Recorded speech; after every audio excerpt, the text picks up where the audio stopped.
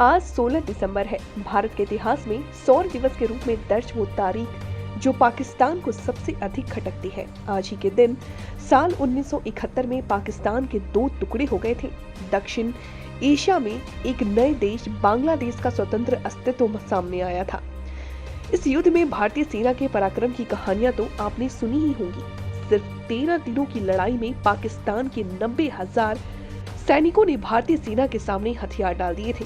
हालांकि उस समय भारत को अपने सबसे विश्वस्त मित्र राष्ट्र इजराइल से मदद मिली थी। इजराइल ने खुद भेजा मदद का प्रस्ताव। तब भी एक लड़ाई हुई थी और आज भी एक लड़ाई मिडिल ईस्ट में चल रही है।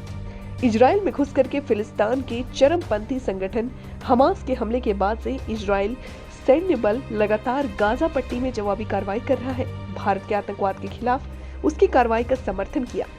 दोनों देशों के बीच ये रिश्ता नया नहीं बल्कि सदियों पुराना है। जब जब युद्ध हुआ, भारत को मदद की जरूरत पड़ी, तब तब इजराइल हमेशा मदद करने वालों की सूची में आगे खड़ा रहा।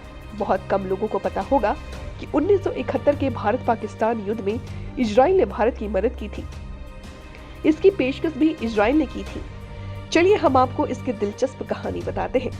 श्रीनाथ राघवन इसी साल आई किताब 1971 में भारत पाक के 1971 के युद्ध के बारे में कई बड़े दावे किए हैं। राघवन ने नई दिल्ली में नेहरू मेमोरियल संग्रहालय और पुस्तकालय में रखे गए पीएन हक्सर के दस्तावेजों के आधार पर इस युद्ध के छुपे पहलुओं का खुलासा किया। पीएन हक्सर तत्कालीन प्रधानमंत्री इंदिरा गांधी के सलाहकार थे। उनके दस्तावेजों पर राघवन ने शोध किया, जिसमें सामने आया कि इजराइल ने उस वक्त भारत को मदद मिली थी। राघवन की किताब में दावा है कि फ्रांस में भारत के राजदूत डीएन चटर्जी ने 6 जुलाई 1971 को विदेश मंत्रालय को एक नोट के साथ इजरायली हथियार के प्रस्ताव के बारे में बताया। इंदिरा गांधी के सामने ये प्रस्ताव रखा गया तो उन्होंने तुरंत इसे स्वीकार कर लिया। इसके बाद खुफिया एजेंसी रॉ के जरिए इजराइल के माध्यम से हथियार प्राप्त करने की प्रक्रिया शुरू कर दी गई। दस्तावेज कहते हैं कि इजराइल उस समय हथियारों की कमी से जूझ रहा था, लेकिन तत्कालीन प्रधानमंत्री गोल्डा मेयर ने ईरान को दिए जाने वाले हथियारों को भारत को देने का फैसला लिया।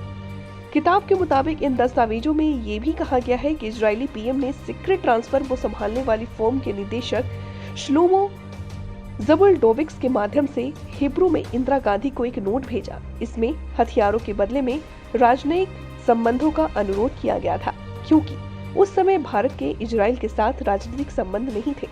हालांकि उस समय दोनों देशों में राजनीतिक संबंध नहीं स्थापित हो सके। दोनों देशों के बीच 1992 में राजनयिक संबंध स्थापित हो सके। अब नरसिम्हा राव भारतीय प्रधानमंत्री थे। भारत ने 1948 में इजराइल के निर्माण के खिलाफ मतदान किया था। भारत ने इजराइल फिलिस्तीन संघर्ष में भी लगातार फिलिस्तीनियों का समर्थन किया था। Bureau report, Dainik Bhaskar.